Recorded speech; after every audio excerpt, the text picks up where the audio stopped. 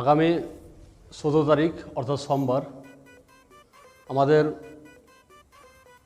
সারা পৃথিবী জুড়ে যেটা মুসলিমদের যে উৎসব, এটা হয় রোজা ঈদ বলি, এটাকে বলি বকরি ঈদ প্রায় গ্রাম্য ভাষায়। বকরি ঈদটা হচ্ছে আগামী ১৭ তারিখ। এই আগামী ১৭ তারিখে যে ঈদ, এই ঈদ উপলক্ষে এলাকার বিশেষ করে শামসেরগঞ্জবাসীকে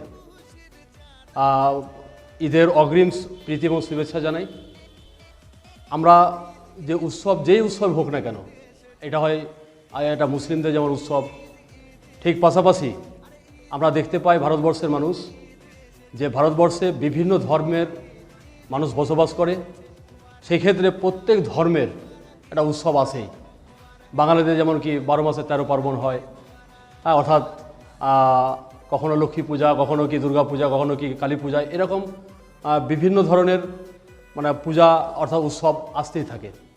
অর্থাৎ এই উৎসব উপলক্ষে আমরা ভারতবর্ষের পাশাপাশি পশ্চিমবঙ্গের অর্থাৎ বিশেষ করে যেখানে আমরা যে এরিয়ায় বাস করছি, অর্থাৎ শামসেরগঞ্জবাসীকে জানাবো যে আমরা প্রত্যেকে যেন একে অপরে সম্প্রীতি বজায় রেখে চলতে পারি, ভালোবাসার মেলবন্ধন যেন কি টিকিয়ে রাখতে পারি, বিশেষ করে ধুলিয়ানের ঐতিহ্য যেন বজায় রাখতে পারি, সেদিকে আমরা লক্ষ্য রাখতে বলবো। এবং সবাই আনন্দে সেই উৎসব যেন পালন করতে পারি, এই বার্তাটুকুটা আমরা আমাদের জাতীয় কংগ্রেসের পক্ষ থেকে জানাচ্ছি। পাশাপাশিভাবে উৎসবে দেখতে পাই প্রায় যারা ইয়াং জেনারেশন, তখন তারা কিন্তু তাদের জীবনটাকে কিন্তু হারিয়ে দেয়, আনন্দে হারিয়ে দিচ্ছে আর কি। তাদের প্রতি লক্ষ্য রেখে আমি বলতে চাইবো এইটুকুটাই, যে অতি উৎসাহ যেমন দরকার আছে, ঠিক পাশাপাশিভাবে আমরা এই ঈদ উপলক্ষে হোক বা পূজা উপলক্ষে হোক, যে ইয়াংরা যে বাইকটা চালায়, সেই বাইক তারা কিন্তু একটা বেপরোয়াভাবে চালায়।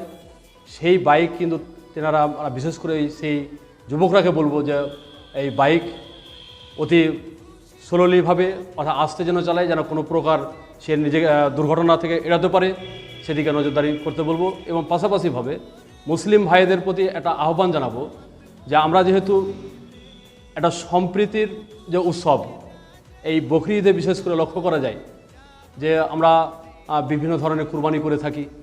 তো আমরা যেন কুরবানিটা বিশেষ করে এমন একটা জায়গায় করব যেন হিন্দু ভাইদের কোনো প্রকার যেন ব্যাঘাত সৃষ্টি না হয়, সেদিকে লক্ষ্য রাখতে বলবো।